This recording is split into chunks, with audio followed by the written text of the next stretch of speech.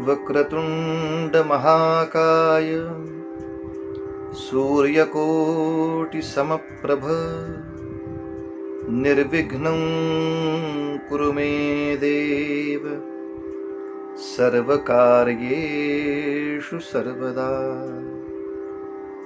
गुरुर्ब्रह्मा गुरुर्विष्णुः गुरुर्देवो महेश्वरः गुरुः साक्षात् परब्रह्म तस्मै श्री गुरवे नमः। मूकं करोति वाचालं पंगुं लंघयते गिरिं यत्कृपातमहं वन्दे परमानन्दमाधवम्।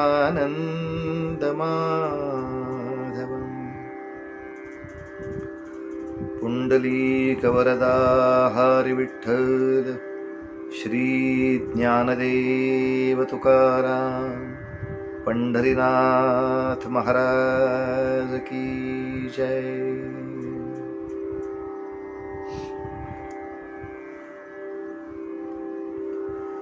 गेले 2 दिवस आपण संत चोखामेळा यांचं चरित्र ध्वनिफितीच्या माध्यमातून ऐकता आहात। हे चरित्र 3 दिवस सांगावं, पैकी 2 ध्वनिफितीच्या माध्यमातून सांगावं आणि हा शेवटचा दिवस जो आहे ते मी प्रत्यक्ष तुमच्याशी संवाद करावा अशी या सगळ्या माझ्या मित्रांची विनंती। त्याप्रमाणे आजचा दिवस आपण या ठिकाणी एकमेकांना भेटत आहोत। लॉकडाऊनच्या काळामध्ये आपलं सांस्कृतिक चलनवलन बिघडू नये यासाठी म्हणून या सगळ्या तरुण मुलांनी, कीर्तनकारांनी, प्रभंजनाय, अभिषेक आहे, या सगळ्यांनी ह्या तंत्रज्ञानाला हाताशी धरून सर्वत्र महाराष्ट्रभर या सगळ्या संत वचनांचा, संतांच्या वाङ्मयाचा हा जो प्रसार करण्याचा अतिशय स्तुत्य उपक्रम केला आहे, या उपक्रमाला शुभेच्छा देतो। त्याचबरोबर मला आमंत्रण केलं म्हणून आभारही मानतो आणि थोडी एक विनंती पण अशी करतो की ह्या आता तंत्रज्ञानाची अनायासे आपण कास धरलीच आहे, तर फक्त लॉकडाऊनच्या काळापुरतं न करता पुढे मासिक सत्संग या पद्धतीनं अनेक अनेक अनेक कीर्तनकारांची अनेक अनेक चिंतन या निमित्ताने सगळ्यांना ऐकायला मिळतील अशा तऱ्हेचा उपक्रम हा चालू ठेवावा। अर्थात उपक्रम चालू ठेवणं म्हणजे आयोजकांना किती त्रास असतो याची मला कल्पना आहे, पण सगळेच जण त्याला सहकार्य करून तो त्रास कमीत कमी होईल याचा प्रयत्न करतील अशी आशा करायला काही हरकत नाही। असो, संत चोखामेळा यांच्या चरित्रातले काही प्रसंग हे त्यांचे जे मेहुणे आहेत आणि त्यांचे शिष्य पण आहेत जे बंका, त्यांच्या अभंगातून काही पाहावे लागतात। काही प्रसंग त्यांची पत्नी सोयरा तिच्या अभंगांमध्ये सापडतात, काही प्रसंग त्यांची बहीण जी आहे निर्मळा तिच्या अभंगांमध्ये सापडतात, काही प्रसंग त्यांच्या स्वतःच्या अभंगात सापडतात आणि काही प्रसंग नामदेव महाराजांनी केलेल्या अभंगामध्ये सुद्धा सापडतात। तेव्हा साधारणतः महत्वाचे जे प्रसंग आहेत ते सगळे एकाच कोणाच्या तरी गाथेत असतील असं नाही। या कर्ममेळा, बंका, निर्मळा, चोखोबा, सोयरा आणि नामदेव महाराज या सगळ्यांच्या गाथेतून आपल्याला ते सूक्ष्मपणे अभ्यासून प्रसंग बाहेर घ्यावे लागतात की अरे असं झालं असेल, या वेळेला हे झालं असेल, अशा वेळेला हे झालं असेल। तर या दृष्टीनं चोखोबांना पंढरपुरामध्ये जी शिक्षा झाली, त्यांचे 2 पाय बैलगाडीला बांधायचे, माणूस असा फरफटत मागे ठेवायचा आणि बैलगाडी रस्त्यावरनं वाटेल तशी पिटाळायची, माणसाच्या अंगाच्या चिंधड्या उडायची शक्यता असते अशा शिक्षेमध्ये। पण अशा वेळेला त्या बैलगाडीची शिवळ धरून पांडुरंग उभे असलेले साक्षात चोखोबांना दिसले, साक्षात सोयराला दिसले आणि त्याचा प्रत्यय लोकांना आला की बैलाच्या पाठीवर 10-15 चाबकाचे फटके मारून सुद्धा बैलांनी एक पाऊल पुढे टाकलं नाही. मागची शक्ती अशी जबरदस्त होती. अरे या बैलगाडीवर आणि बैलांवर काही चेटूक केलंस का काय? म्हणून सोख्याच्याही पाठीवर चाबकाचे फटके बसले. ज्या वेळेला चोखोबांच्या मुखातून सहज ते शब्द आले होते, धाव घाली विठू आता चालू नको बंद, बडवे मज मारिती, असा काहीतरी अपराध, काय अपराध केला रे बाबा मी? ठीक आहे, तरी सुद्धा तू माझ्या रक्षणासाठी उभा आहेस आणि असं असून सुद्धा मी तुला रागवतोय. बोलिलो उत्तरे परी राग नसावा, म्हणून हात जोडून ते बसले होते. एवढ्यात परिसा भागवत त्या ठिकाणी आले. त्यांनी हा सगळा प्रसंग नीटपणे हाताळला आणि लोकांना, अवघ्या महाराष्ट्राला चोखोबांची महती कळली. सोखामेळा यांची आज अध्यात्म क्षेत्रामध्ये उंची काय आहे, पांडुरंग त्यांना किती मानतात, ते सर्व महाराष्ट्राला कळलं. पण अर्थात कितीही कळलं तरी कळून घ्यायचं नाही, असे अनेक असतातच, ते तसेच राहणार. म्हणजे पंढरीच्या वारीला चोखोबांनी जावं, त्यांच्याबरोबर तो सगळा रस्ता त्यांनी झाडून काढावा, महाद्वारा पुढचा रस्ता झाडावा, पंढरपूरचा घाट अख्खा झाडावा, आणि अशी सगळी आपल्याकडून पंढरीनाथाला सेवा अर्पण केल्यानंतर काही नाही, नुसतं ते आतमध्ये आरती चालू असायची, भजन चालू असायचं, तो घंटानाद, तो सगळं भजन ऐकण्यासाठी महाद्वाराच्या बाहेर फक्त त्या रस्त्यावर उभं राहायचं, तरी सुद्धा माणसं धक्के मारायची, अद्वा बोलायची, काय महारड्यानं इथं उभं राहून करायचंय, हो तिकडं म्हणून अनंत अपमान सहन केले, अनंत अपमान. पण तरी सुद्धा पांडुरंगावरची निष्ठा ढळू नाही दिली. जसं एखादा शिक्षक जेव्हा समोरच्या विद्यार्थ्याला पोहायला शिकवतो, तेव्हा शिक्षक शेजारी असून सुद्धा त्या पोहणाऱ्याला तो जास्तीत जास्त बुडवतो, आणि जास्तीत जास्त बुडवत असताना नाकातोंडात पाणी जातं, अनेक यातना होतात, पण याच्यातून कसं आपली निष्ठा दृढ ठेवायची आणि पाण्याबाहेर येऊन दाखवायचं, ही क्षमता त्याच्यामध्ये येण्यासाठी कित्येक वेळेला या सत्व परीक्षा असतात. हरिश्चंद्रापासून सगळ्यांना या सत्व परीक्षा द्याव्या लागल्या. या सगळ्या पुराणांचा श्रवणानी का होईना पण अभ्यास असल्यामुळे चोखोबांना याचं फारसं वाईट वाटत नसे. प्रसंग झाला असा, अहो पांडुरंग एका भिक्षेकऱ्याच्या वेशामध्ये चोखोबांच्या घरी येऊन दही भाताचा नैवेद्य खाऊन गेले, आणि त्या दही भाताच्या नैवेद्यातलाच एक घास प्रसाद म्हणून सोयराला दिला, आणि सोयराच्या देहावरती फरक दिसू लागला. आता काही दिवसात चोखोबांच्या घरामध्ये नवीन विठ्ठल भक्त येणार यात संशय नव्हता. पण आता हे सगळं बाळंतपण करायचं म्हणजे चोखोबांची आई आता हयात नाही, इथे कोणी जाणकार आसपास नाही, काय करावं? या दृष्टीनं आपल्या बहिणीला घेऊन यावं म्हणून चोखोबा मेहुणपुऱ्याला गेले. निर्मळाला घेऊन येतो आणि सगळं काही यथास्थित होईल. साधारणतः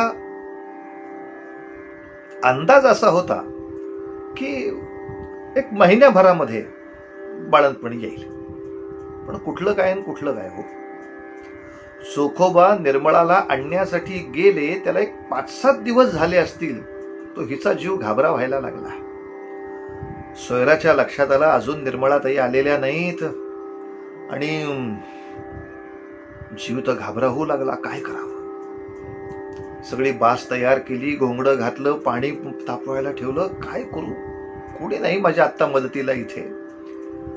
आणि एवढ्या दारात हाक आलीच, थांबा थांबा थांबा सोयराताई, मी आले बरं. इतकं जीवाला हायसं वाटलं. हा आली ग माझी निर्मला वंश आली. काय मजेदार आहे, यांच्याकडे 2-2 नाती एकेकाला आहेत. आता ती भावाची बायको म्हणून वहिनी सुद्धा, आणि एका बाजूला नवऱ्याची बहीण म्हणून वंश सुद्धा. काय विचारायची सोय नाही. आल्या ग बाई वंश आल्या. त्यांनी धीर दिला, काही काळजी करू नको सोयरा, आता मी आहे ना तुझ्या बरोबर. विठ्ठलाचं नाम मात्र सतत ठेव बरं, विठ्ठलाचं नाम सतत मुखात ठेव. आणि त्या सगळ्या बाळणपणाच्या यातनांमध्ये त्या विठ्ठल नामाने अशी काही शक्ती प्राप्त झाली, त्या निर्मळेच्या सहवासानं असा काही धीर प्राप्त झाला की सुखरूप बाळणपण संपन्न झालं. आणि छोटासा जो छोकरा आला,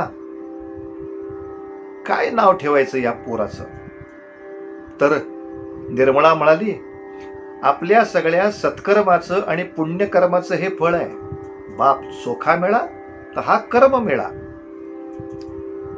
पण सोयराच्या लक्षात येईना, वंश तुम्हाला आणाया म्हणून गेले होते ना चोखोबा? हो. तुम्ही आलात ते कुठं आहेत?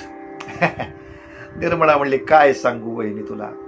अगं आम्ही दोघे येशीत नाही येत होतो, तोवर पाटलाचा सांगावा आला, सोलापूरचं टपाल द्यायचंय. ते काहीतरी टपालाचं बोचक घेऊन गेलाय सोलापूरला. आता येईल तेव्हा येईल, त्याची काय फारशी वाट बघू नको. आपण आपलं सगळं हित करू. 5वीची पूजा केली, 12व्या दिवशी बारसं झालं. त्या पोराला आवश्यक ते सगळे वाळे पिंदी अमुक तमुक हे सगळं, आंगडं टोपडं सुद्धा घेऊन आली होती.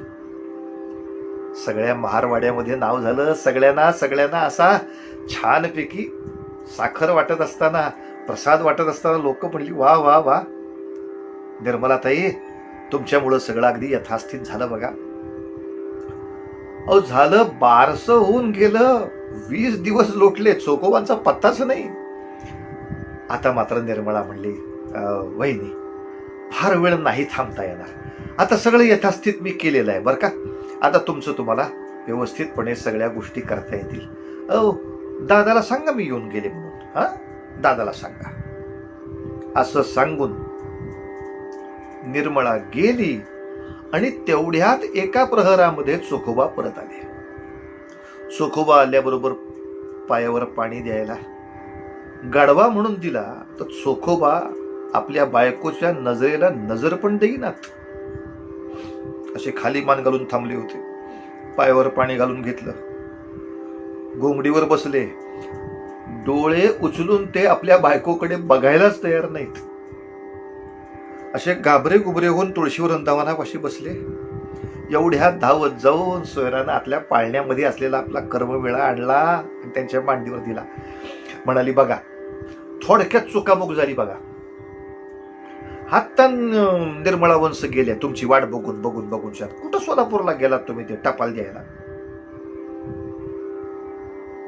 त्या कर्ममेळ्याला पाहिला, मनाला आनंद झाला करा, पण हृदयात काय म्हणते सोयरा? ही तर निर्मळा आली होती. आली होती काय, तुम्हीच नाही का पाठवली तिला? किती 15-20 दिवस इथं राहिली, सगळं बाळणपण केलं, 5वीची पूजा झाकास झाली, बारसं किती छान केलं. मग आत्ताच गेली तुमची वाट पाहून पाहून. चोखोबा म्हणतात, नाही ग बाई, असं नाही होणार. का? अगं का काय? मी तिकडं तिला बोलवायला गेलो तर त्यांच्या गावामध्ये अशा हरिनाम सप्ताह होते. मग त्या हरिनाम सप्ताहामध्ये गुंगलो. माझ्या मनात होतं की 15-20 दिवसांनी आलं तरी चालण्यासारखं आहे हे बाळणपणाचं. एवढ्या लवकर बाळणपण होईल मला माहिती नाही. पण झालं समजा तर काही दिवसांनी येते असं मला निर्मळा म्हणाली आणि मी तिचा निरोप घेऊन इकडं आलो ग. आम्ही एकत्रच होतो घरामध्ये. बंका होता, निर्मळा होती. आमची रोजची चटणी भाकरी खाणं चाललेलं होतं. तिथं हरिपाठ चालला होता. आम्ही झकासपैकी ते सगळं ऐकत होतो, हरिकीर्तन. निर्मळा कशी लिहित? मग दोघांच्या डोक्यात प्रकाश पडला. निर्मळा नाही ग सोयरी, निर्मळा नाही. पांडुरंगाने येऊन तुझं बाळणपण केलं बघ. आपली विठाई माऊली आली होती इथं त्या बाळणपणासाठी. तुला भिक्षे करायच्या वेशामध्ये येऊन दही भाताचा प्रसाद दिला, तुझ्या मनासारखं होईल म्हणली.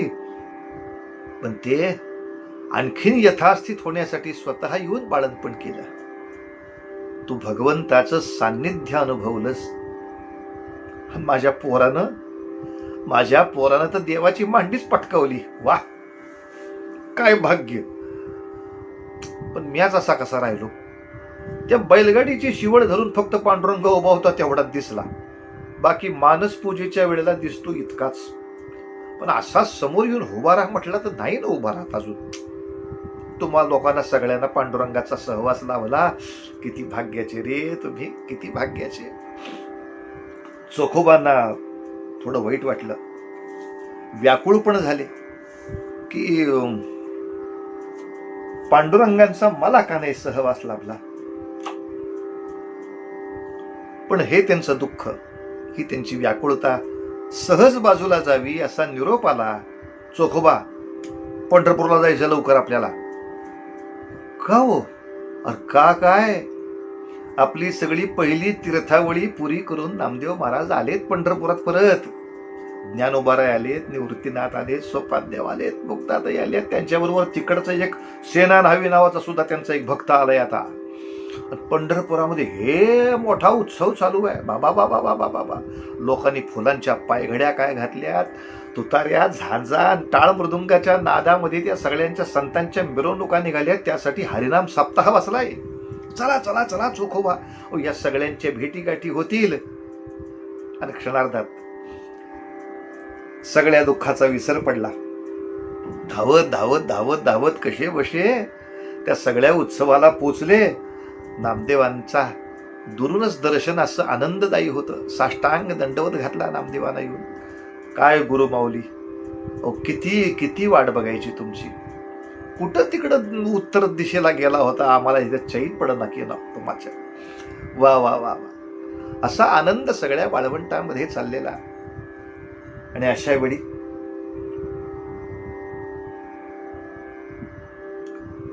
या सगळ्यांच्या आनंदाला एक थोडस दुःखाची छाया आली.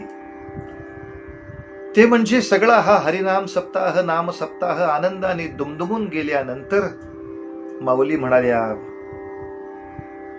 नाम्या, आता समाधी घेणे आहे. येथील कार्य संपले. सगळे व्याकुळ झाले. ज्ञानोबा, आता तुमची समाजाला जास्त गरज आहे. आता देह रूपाने राहून मर्यादेत राहायची इच्छा नाही. संजीवन समाधीमध्ये राहून अंश रूपाने, तेज रूपाने, प्रकाश रूपाने, चैतन्य रूपाने, स्फूर्ती रूपाने सर्वांच्या हृदयापर्यंत जाऊन कार्य करायची आता इच्छा आहे. सगळ्यांना होणारं दुःख, या सगळ्या गोष्टीचा सगळा विषय लक्षात घेऊन सुद्धा ज्ञानोबारायांनी आपला निर्णय काही फिरवला नाही. परिणामतः आपण जाणता सगळे, आळंदीमध्ये ज्ञानोबारायांनी संजीवन समाधी घेतली.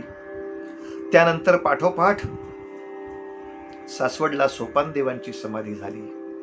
त्यानंतर मुक्ताईने पण आपलं जीवन फारसं पुढे राहू दिलं नाही. मुक्ताईनगर या ठिकाणी तीही ब्रह्मरूप झाली. आणि निवृत्तीनाथ थोरले या दृष्टीनं या सगळ्या लेकरांवरची पाखर आपली कमी करू द्यायची नाही, म्हणून आपला थोरलेपणाचा मान निवृत्तीनाथांनी ठेवला. या तिघांच्या समाधी नंतर निवृत्तीनाथ त्र्यंबकेश्वरी जाऊन समाधीस्थ झाले. ही 4 भावंड तर गेलीच, पण आणखीन एक दुःखाची वार्ता. नामदेव महाराज म्हणाले, चोखोबा, जने, राजाई, राजाई म्हणजे नामदेवांची पत्नी,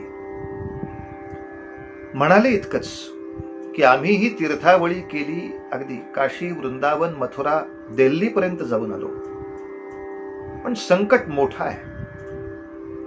आणि या सगळ्या परकीय संकटामध्ये सामान्य माणूस आत्मविश्वासानं भगवत भक्तीला हाताशी धरून उभा राहणं मोठं कर्म कठीण आहे. यासाठी पुन्हा एकदा तीर्थावळीला जावं लागणार. आणि एखाद्या वेळी पहिल्या तीर्थावळीपेक्षा ही जास्त मोठी तीर्थावळी असेल.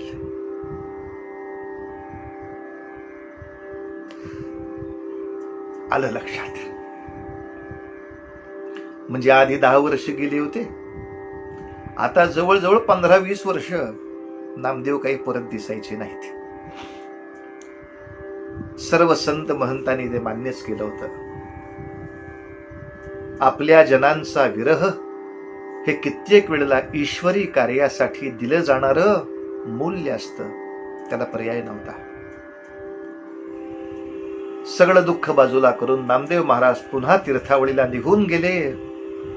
आणि अशा वेळेला आषाढी कार्तिकीची वारी सांभाळणं ही जबाबदारी या सगळ्या बाकी संतांवरती होती. आणि त्या वारी बरोबरच चोखोबांची दर एकादशीला जी वारी ती चालूच होती. आता प्रसंग झाला असा, दिसामासानं कर्ममेळा मोठा होत होता. कर्ममेळ्याच्या अभंगांमध्ये किंवा कर्ममेळ्याच्या बोलण्यामध्ये थोडा संताप यायचा की बाबा आपण सगळी चांगली कामं करतो गावातली, कुठलं मेलं जनावर असलं ते जर कुजलं तर त्याला किती घाण वास येईल, त्याच्यावर रोगाचे जंतू येतील, ते जंतू सगळ्या गावकऱ्यांच्या अंगावर बसले, सगळ्या गावाची वाटोळ होईल. असं असताना सुद्धा आपण ते ढोर ओढून आणतो, बाहेर गावाबाहेर खड्डा खणून ती व्यवस्थित पुरतो, नंतर त्याची माती होते, त्याचं चांगलं खत होते, त्याच्या पुढे चांगली शेती होते. मांडव घालायच्या वेळेला आपण येतो, शेती करायच्या वेळेला आपण येतो, कुसं बांधायच्या वेळेला आपण येतो, सगळी चांगली आपण कामं करतो. मग आपण लोकांच्या उष्ट्यावर का जगतो? बाबा तू नेहमी तो अभंग म्हणतोस ना, जोहार मायबाप जोहारन, बहु भुकेला झालो तुमच्या उष्ट्यासाठी आलो, चोखा म्हणे आणली पाठी तुमच्या उष्ट्यासाठी. का उष्ट्यासाठी जगायचं आपण? आपली म्हणून शेती काय नाही, आपण आपली कमाई का नाही? चोखोबा समजूत काढायचे, कर्म्या असं रागवू नये रे बाळा, रागवू नये. सर्वभूती परमेश्वर आपण बघितला का नाही? तसा सगळ्या लोकांमध्ये परमेश्वरच आहे. आता त्याने खाल्ल्यानंतर ते जे उरलेलं आपल्याला देणार ते भगवंताच उच्चिष्ट आहे की रे, याचं वाईट कुठं वाटून घ्यायचं? आणि लक्षात घे कर्म्या, आपण सेवा कार्य करतो. गोपाल कृष्णाने सुद्धा सेवा केली आहे, ऐकलंच ना कीर्तनामध्ये. मग अहो घोड्याला खरारा काय केला? धर्मराजाच्या त्या पांडवांच्या यज्ञामध्ये उष्टी पानं उचलेपर्यंत सुद्धा सगळी कामं केली. आता त्याने जेव्हा सेवा कार्य केलं तेव्हा त्या सेवेला समजून घेणारी माणसं होती. आता त्या सेवेचं महत्व समजून घेऊ शकत नाहीत लोक, म्हणून कर्म कमी होत नाही ना, ते कमी किमतीचं होत नाही. सेवा कार्य सेवाच राहते, पांडुरंगाची सेवाच तर चालू आहे. कर्मा त्यावेळेला शांत राहायचं, आपण त्याचा राग काही वेळेला जात नसेल. आणि का कोणास ठाऊक 15-20 वर्ष पुढे निघून गेली आणि अचानक हृदयात कळ आल्यासारखे चोखोबा उठले. कर्म्या चल पंढरपूरला गेलो पाहिजे. आता ही रोजची आपली गावकीची कामं तर काय चालूच आहेत. माझे 2 भाऊ आहेत, ते पण ते गावकीची कामं बघतात, तेव्हा फारसं काही आता आपल्या विना अडायचं नाही. पण पंढरपूरचा काहीतरी सांगावा येतोय बहुतेक हृदयात. चल कर्म्या चल. बायको म्हणली, अहो काय आज दशमी नाही, एकादशी नाही, बारस नाही, द्वादशी नाही, काही नाही, काय चालले अशीच निघून? नाही ग माय, काहीतरी सांगावं येतोय. बायकोला कळत होत आपल्या नवऱ्याची योग्यता काही विलक्षण आहे, त्याच्या हृदयामध्ये काहीतरी निरोप येतोय, म्हणजे तो बहुतेक गुरुमाऊलीचा असायची शक्यता आहे. जा जा जा जाऊन या पंढरपूरला, दोघं जाऊन या. कर्म्याला घेऊन पंढरपूरला गेले आणि तेव्हा कळलं, म्हणून मला त्रास होत होता. 20 वर्षाची पुढची तीर्थावळी पूर्ण करून नामदेव महाराज आले होते, पण या वेळेला ते येत आहेत हे त्यांनी कोणाला कळवलंच नव्हतं. त्यामुळं नेहमीसारखी मिरवणूक नाही, टाळ मृदुंगाचा घोष नाही, आपले एकटे एकटे झाले, घरामध्ये राहिले. चोखा जेव्हा दारात आला तेव्हा हाक ऐकू आली, ये ये ये चोख्या ये पैस. तुला कळलं वाटतं मी इथं आलो ते? अंतर्ज्ञानाने कळलेलं दिसतंय. नाही जी, अंतर्ज्ञान वगैरे मला काही माहिती नाही, पण हृदयात कळ आली की गुरुमाऊली तुम्ही इथं आलात आणि मला ते कळलं नाही, असं कसं होईल. पण गुरुमाऊली हे काय म्हणायचं तुमचं प्रकरण झालंय, हे दाढी काय वाढवली, हिने फेटा काय घातलाय, नेहमी आपली पगडी असते तुमची अशी वीणा घेऊन कीर्तन करणारी, नामदेव कीर्तन करीन पुढे नाचे पांडुरंग, ही पगडी गेली, फेटा घातलाय, आणि या अंगावरचे कपडे असे काही विचित्र केलेत. अरे बाबा, जसा देश तसा वेश. अरे दिल्लीच्याही पलीकडच्या प्रांतापर्यंत जाऊन आलो, तिथं राहून आलो, तिथं सगळी माणसं ज्या पद्धतीनं राहतात तसंच राहणं आवश्यक होतं, तरच त्यांना मी त्यांच्यातलं आहे असं वाटेल ना. आता पंच आप म्हणजे तिकडे उत्तर वायव्य प्रांतामध्ये सुद्धा आपल्या विठ्ठल नामाची पताका दुमदुमतीये. घुमानच्या सारख्या ठिकाणी विठ्ठल मंदिर उभं राहिलं. भैरवदासासारखे माझे शिष्य त्या ठिकाणी पुंडलिका वरदे हरी विठ्ठल श्री ज्ञानदेव तुकाराम असा गजर करतायत. चोखोबा, आता खऱ्या अर्थानं जिथून यावनी आक्रमण येतं त्या दारापर्यंत आपल्या भगवत भक्तांची एक चांगली फळी उभी राहिली, झकास फळी उभी राहिली. हा भाईजी, आम्हाला आनंदच आहे. अहो काय आहे, तुम्ही अवघ्या देशाचं पंढरपूर केलंय, पण आम्ही तुमचे शिष्य, तेव्हा आम्ही आमच्या परीनं आम्ही आमच्या मंगळवेढ्याचं पंढरपूर केलं, आम्ही आमच्या मेहुणपुऱ्याचं पंढरपूर केलं. म्हणजे काय, शिष्यानं थोडं केलंच पाहिजे ना काही काम, पण असं नाही. नामदेवांनी सहज विचारलं, चोखवा शेजारी बसलाय तो कोण? हा ते सांगायचं राहिलच की, माझा छोकरा कर्ममेळा. कर्ममेळा? अरे कर्ममेळा काय म्हणतोस, त्याचं नाव दही भाती आहे. चोकोबा म्हणले, तुम्हाला कळली वाटतं आमच्या छोकऱ्याच्या जन्माची कथा, दही भाताचा नैवेद्य. वा बघ कर्म्या, गुरुमाऊलीने तुझं नाव ठेवलंय दही भातिया. छान आहे का नाही नाव? गुरुमाऊली एवढ्या वर्षांनी आला, आता हितनं कुठं जाऊ नका. आता पुढच्या वारीला येतो तेव्हा तुमच्या हितच दारामध्ये मुक्काम करीन, तुमचं त्यावेळेला कीर्तन ऐकीन. पण नको, आता तुम्ही आल्याबद्दल 1 सप्ताह झालाच पाहिजे की हो.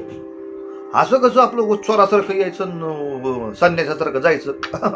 नाही, जमायचं नाही. कर्ममेळा सगळीकडे निरोप दे म्हणून नामदेव महाराज आलेच. 1 सप्ताह तरी हिथं हरिकीर्तनाचा व्हायला हवा.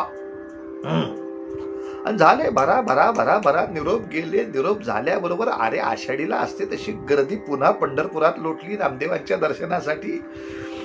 आणि नामदेवांचा पुन्हा एकदा कीर्तन सप्ताह साजरा झालाच. पण ह्या कीर्तनाचं एक वैशिष्ट्य होतं. नाम्याच्या कीर्तनाला नामदेव महाराजांचे गुरु विसोबा खेचर आले होते.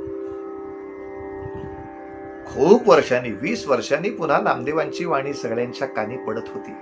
मोठा आनंद चालला होता. आणि 7व्या दिवशी झकासपैकी मागणीचं कीर्तन झालं, काल्याचं कीर्तन झालं. आणि मग विसोबा खेचराने अक्षरशः नामदेवाला उचलून धरला, उचलून घेतला. वा वा वा, काय नाम्या तुझी तल्लीनता. अरे अभिमान वाटतो रे तुझ्यासारख्या शिष्याचा. ते दृश्य पाहताना चोखोबाच्या मनात येऊन गेलं, असं माझं जिथं कीर्तन होईल तिथं माझी गुरुमाऊली येईल का? गुरुमाऊली मला अशी उचलून घेईल का खांद्यावर? मला असं गुरुच्या खांद्यावर बसायचं भाग्य मिळेल का? छे, उगाच काहीतरी डोक्यात येतं माझ्या, काहीतरी उगाच कल्पना. झाडून टाकलं डोक्यातलं. चला चला चला चला चला चला. नाम सप्ताह झकास झालेला आहे, कीर्तन सप्ताह झालेला आहे. नामदेवांचं दर्शन घेतलं, महाद्वारामध्ये जाऊन रस्त्यावरती डोकं टेकून पांडुरंगाचं दर्शन घेतलं, वरच्या कळसाचं दर्शन झालं. गुरुमाऊली येतो, पुढच्या वारीला येतोच आहे, एकादसला येतोच आहे. आणि असा मी पुढच्या वारीला येतो म्हटल्यावर नेहमी नामदेव महाराज हो हो हो म्हणायचे. अरे ये ये ये बरं चोख्या, मी वाट पाहतोय तुझी, असं म्हणायचे. आता मी म्हणलो पुढच्या वारीला येतो, गुरुमाऊली बोलतच नाहीत, खिन्न हसतायत. हृदयामध्ये थोडं चरकलं, का गुरुमाऊली नुसतं हसला तशी खिन्न? येतोय, आपली भेट होणार ना, का जाताय लगेच परत तिसरे तीर्थवडीला? नाही नाही नाही नाही, भेटूया चोखोबा, भेटूया. आणि चोखोबा इकडं मंगळवेढ्याला आले तर तेव्हावर निरोप आलाच होता घरात. मंगळवेढ्याचं सगळं गावकुस ते नुसतं विटाचं केलं होतं, ते आता खाली उतरवायचं आहे. आतमध्ये मोठे 2 वाडे बांधायचेत. त्याच्यासाठी बाहेरचं गावकुस हे चांगल्या मोठमोठ्या दगडांचं आणि झकास जास्तीत जास्त किल्ल्यासारख्या तटबंदीचं करायचं आहे. तेव्हा पंचक्रोशीतल्या सगळ्या गावातले सगळे कामगार बोलवलेले आहेत. मग मातीचं काम करणारे, त्याच्याबरोबर दगडाचं काम करणारे, दगडाला कपारी बरोबर चांगलं व्यवस्थित बसवून घेणारे, सगळे माती उचलणारी सगळी तट्ट गाढव, हे सगळे, अहो अशा सगळ्या कामगारांच्या छावण्या छावण्या छावण्या छावण्या छावण्या छावण्या, अबब. मंगळवेढ्याला छावणीचं स्वरूप आलं होतं. सगळीकडं नुसती माती, दगड, थुराळा, राम रागाडा पडला होता. चोखोबा म्हणले, करम्या चल चल चल बाबर, कामाला लागलं पाहिजे. पण गावातल्या लोकांना सुद्धा वाटायचं, काय काळ वेळ आहे का या कामाला? वैशाखाचा महिना चाललेला, उन्हाचा प्रकोप, आणि अशा उन्हाच्या प्रकोपामध्ये दिवसभर ही सगळी माणसं डोक्यावर गमेली घेऊन दगड भिंतीवर एकावर एक चढवायची, त्याच्यामध्ये सगळं ते रसायन भरायचं, त्याच्यामध्ये सगळा लेप. साधं काम होतंय. चुकून हातातला दगड जर सुटला आणि खालच्याच्या डोक्यात बसला तर कपाळ मोक्ष, दुसरा पर्याय नाही. एवढे दणदणीत दगड बसवणं चाललंय तिथं. आधी मुळात मंगळवेढा, पंढरपूर, सोलापूर हा सगळा भाग पाऊस कमी, त्यामुळे प्रचंड उन्हाळ्याचाच, आणि त्यात वैशाखाचा उन्हाळा म्हणजे पराकुटीचा उन्हाळा. हो, अशा उकाड्यामध्ये अंगातनं थपथपा घाम निपटत असताना सगळे सगळे सगळे काम करत होते, मनापासून काम करत होते. अर्थात आता परचक्राची थोडी भीती अशी आली होती की आतापर्यंत पाटलाचं काम असेल तर थोडा इसावा घेतो म्हटलं तर पाटील घेऊ देत होता. पण आता सुलतानांची राज्य चालली होती. आता सुलतान म्हणजे कामाला थांबतो म्हटलं की पाठीवर आसूड फोडतील, इतक्या क्रूर लायकीची माणसं. काय देवाची इच्छा आहे कळत नाही, आपल्या टाळक्यावर हे कोण आणून ठेवले सगळे. पण करता काय, भगवंताची लीला. पाहूया पुढं काय होतं ते. आणि रोज संध्याकाळी जरा गार वारा आला की काम थांबवायचं, सगळ्यांनी आपापल्या पंचाने घाम पुसून हातापायावर पाणी घ्यायचं, कुठं गार पाणी अंगावर शिंपडायचं. हा हा हा, जरा कामातून थांबलं की गार पाण्याने शरीराला बरं वाटायचं. पण सगळे लोक मागं लागायचे, चोख्या चोख्या एखादा अभंग म्हण की रे. आता हे बघ, सगळ्या बाजूची गावकुसाची भिंत आता जवळजवळ बांधून होतीये.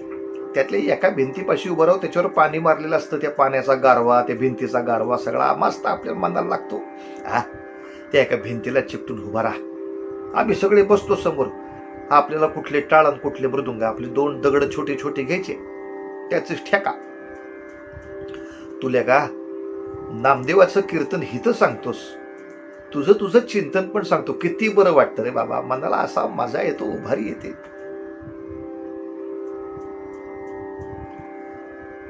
चोखोबा म्हणले, माझं काहीच नाही. गुरुमाऊलीकडनं जे ऐकलेलं असतं ते तुमच्यापर्यंत पोचवायचा प्रयत्न करतो, बाकी काही नाही बाबा. अरे आम्हाला कुठलं काय फारसं कळतंय. आम्हा नकळे ज्ञान, आम्हा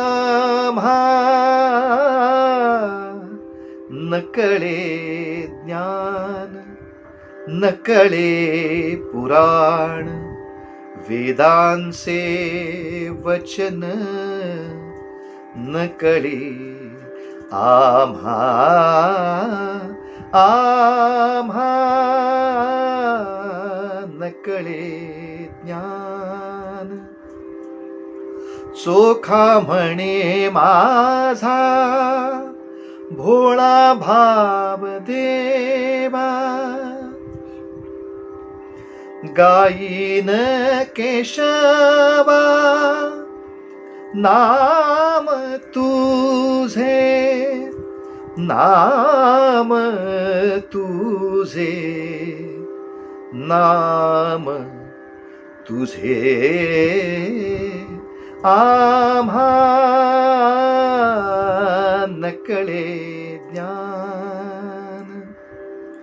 विठाई माऊली गुरुराज माझे आई, विठाई माऊली गुरुराज माझे आई, विठाई माऊली गुरुराज माझे आई.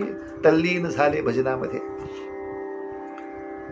कपाळी बुक्का लावलेला असं गोड तेजस्वी रूप जरी म्हातारपणाच्या छटा दिसत असल्या तरी अरे विठ्ठलाचं रूप ह्याच्यापेक्षा काय वेगळं असं वाटावं इतका भोळा भाव चेहऱ्यावरती.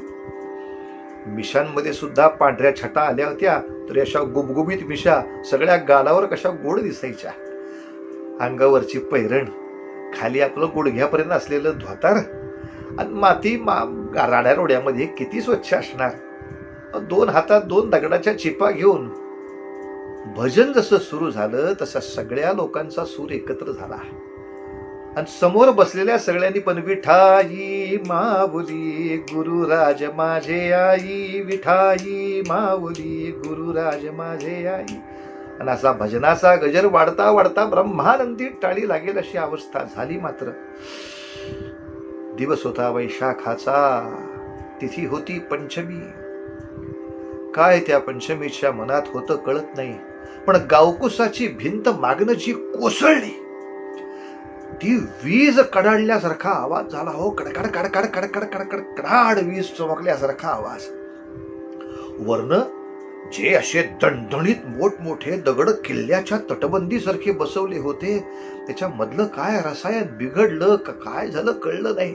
अख्खं गावकुसाची भिंतच्या भिंत एका बाजूची अंगावर कोसळली. सगळीकडं धूळ धुराळा आणि आक्रोश किंकाळ्याने सगळा आसमंत भरला. सगळ्या पालापालामध्ये छावण्यामध्ये लपलेले थांबलेले झोपलेले सगळे कामगार पळत सुटले. अरे काय झालं बाबा, काय झालं बाबा, काय झालं बाबा, काय झालं संध्याकाळच्या वेळेला. अरे आम्ही आमच्या पालामध्ये झोपून कसा गोड अभंग ऐकत होतो चोखोबाचा. काय झालं, आता काय झालं तेच कळ ना मामावर. ही सगळी भिंतच कोसळली हो अंगावर.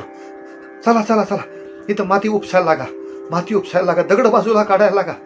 अहो एक एक दगडाला 4-4, 6-6 माणसं उचलायला लागायची. दगड बाजूला काढायला लागा. आणि जशी सगळी माणसं आली तसं त्या दगडांच्या खाली तिथं बसलेल्या मजुरांच्या देहाच्या अक्षरशः चिंधड्या उडाल्या होत्या. कोणाचा तुटलेला हात बाहेर यायचा. रक्ताच्या छिळकांड्यांमुळं ती सगळी माती सुद्धा आतली लाल लाल लाल झाल्यासारखी होती.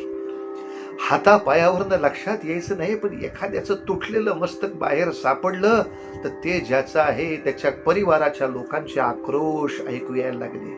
असं कसं झालं र बाबा, अरे काय रे पांडुरंगाचं भजन करत असताना कुठं गेला र बाबा. अशा सगळ्या रडारडीनं सगळा आसमंत भरला होता. कर्मवेळा धावत आला, सोयरा धावत आली.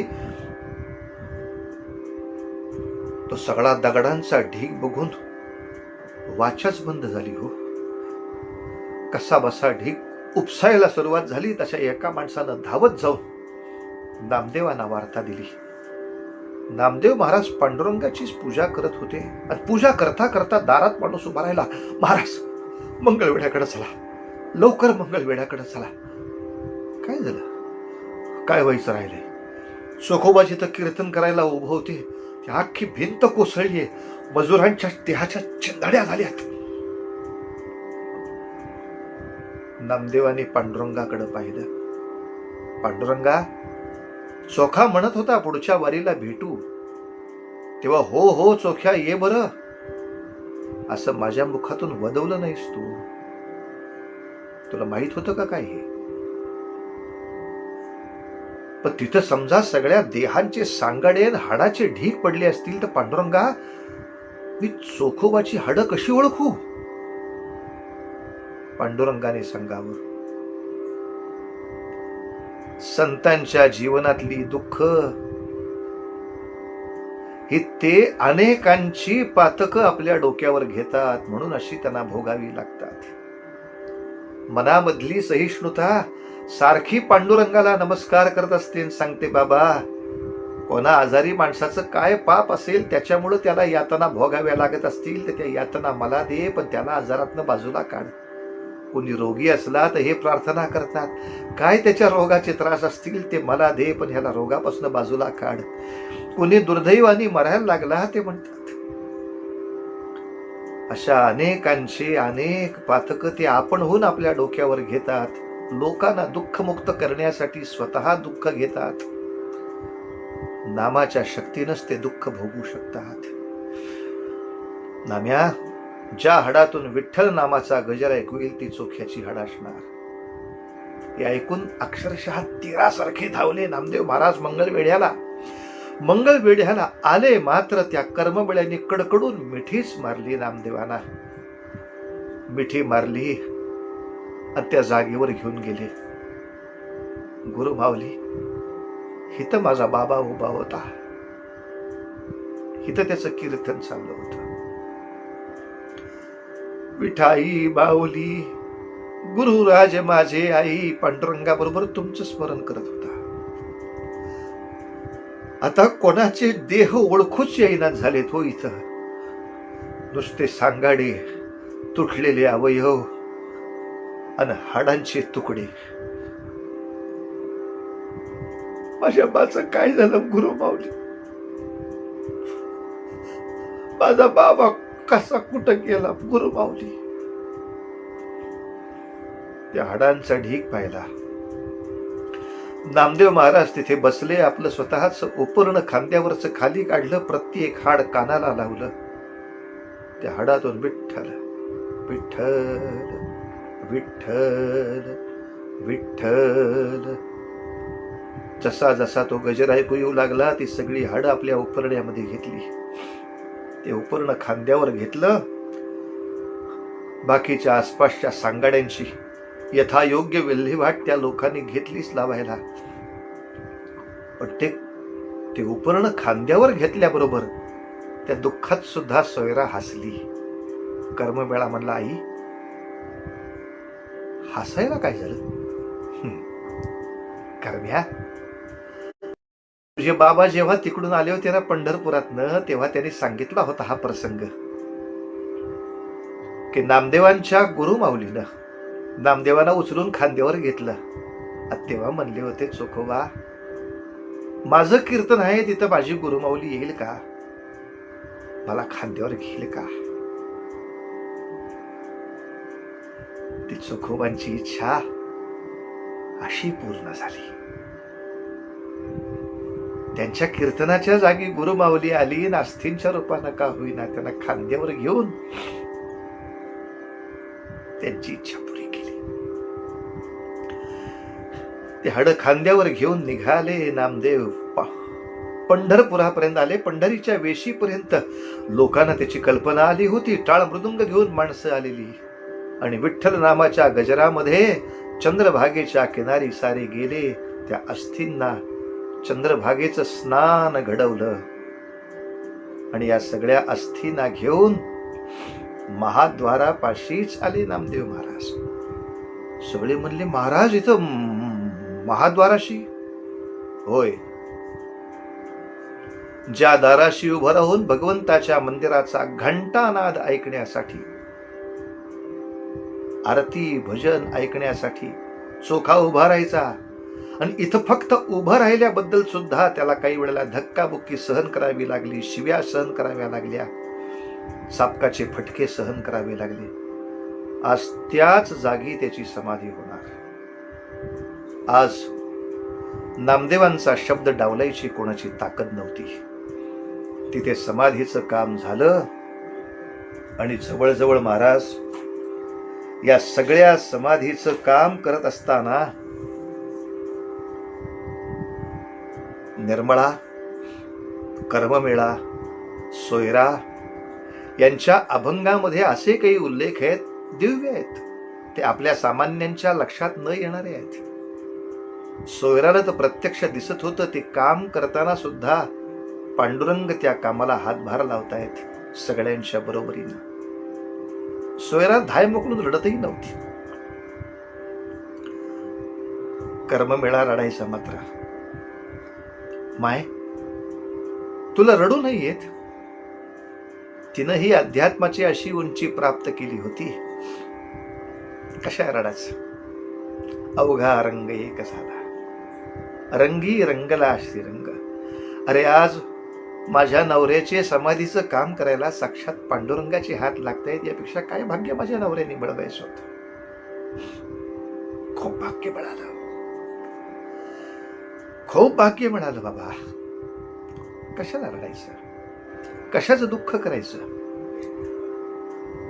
वैशाख पंचमीला ती दुर्घटना घडली आणि वैशाख त्रयोदशीला त्या समाधीचं काम पूर्ण झाल्यावर त्याच्यामध्ये त्या अस्थींना ठेवून त्या समाधीला स्वतः प्रदक्षिणा करून नामदेव महाराजांनी नमस्कार केला.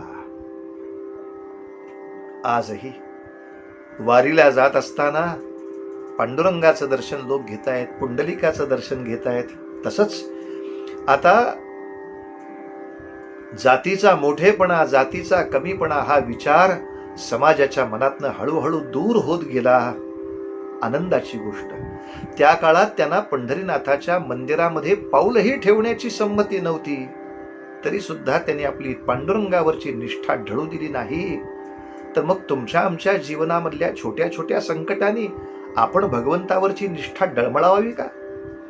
किंबहुना कितीही संकट आली, कितीही अपमान सोसावे लागले, कितीही यातना सोसाव्या लागल्या, कितीही प्रतिकूल परिस्थिती असली, तरी पुढे होणार आहे ते पांडुरंग चांगल्यासाठी घडवणार आहे. आपण चांगल्या नामामध्ये, सदाचारामध्ये आणि संघर्षासाठी सिद्ध असलं पाहिजे, हा संदेश चोखोबाने त्यांच्या जीवनामध्ये दिला. त्यांची समाधी महाद्वारापाशीच का बरं? आज सगळेजण त्याही समाधीचं दर्शन घेतात. कारण अरे, खऱ्या अर्थाने भक्ती शिकायची असेल तर चोख्याकडे पाहावं. अहो, आम्ही भक्तीमध्ये श्रवण करतोय, कीर्तन करतोय, नामस्मरण करतोय, लोक आमचं कौतुक करतायत हो. हे सगळं करण्याबद्दल ज्याला शिक्षा सोसाव्या लागल्या, ती गोपिकांप्रमाणे भक्ती आहे. ती गोपींप्रमाणे भक्ती आहे की सगळ्या यातना असून सुद्धा आपली निष्ठा भंगवायची नाही. तो चोखा भक्तीचा सोयरा आहे, चोखा भक्तीचा सोयरा आहे. आणि सोयरा पण म्हणाली, अरे जिथं पांडुरंगाचा अखंड हरिनाम गजर होतो तिथंच अखंड वास्तव्य करायची त्याची इच्छा होती. ती अशी गुरुमाऊलीमुळं पूर्ण झाली बघ. एक विलक्षण आपल्याला शक्ती प्रदान करते चोखोबांची ही कथा. समाजातला हा जातीभेद, मनात असलेला खरा अर्थाने जातीभेद हा दूर व्हावा. आजही तितकासा पुरेसा जाती जातीमधला आडीचा प्रकार दूर झालेला नाही, फार कमी प्रमाणात झाला.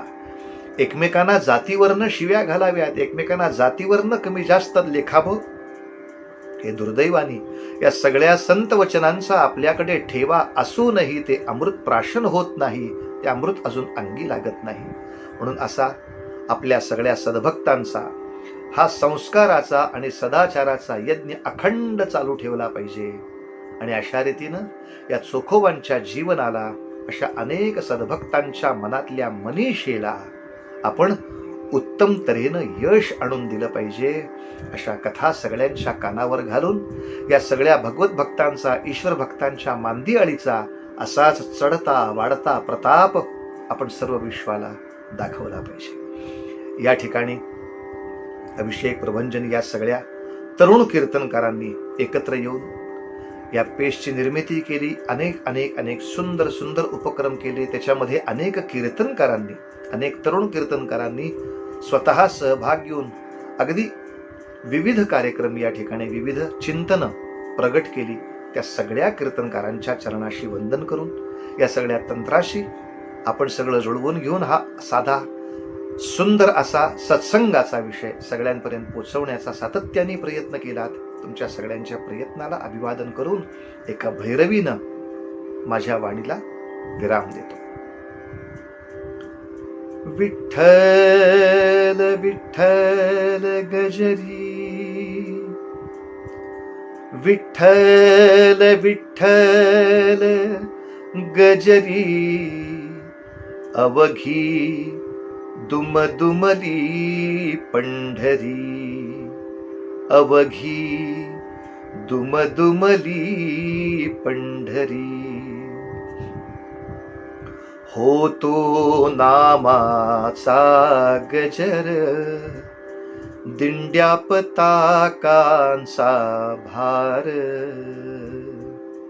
निवृत्ती ज्ञानदेव सोपान, अपार वैष्णव ते जाण, हरि कीर्तनासी दाटी, तेथे चोखा हो घाली मिठी. विठ्ठल विठ्ठल गजरी, अवघी दुमदुमली पंढरी, अवघी दुमदुमली पंढरी, अवघी दुमदुमली पंढरी. पुंडलिक वरदा हरि विठ्ठल श्री ज्ञानदेव तुकाराम, पंढरीनाथ महाराज की जय. संत चोखा महाराज की जय. जय जय रघुवीर समर्थ.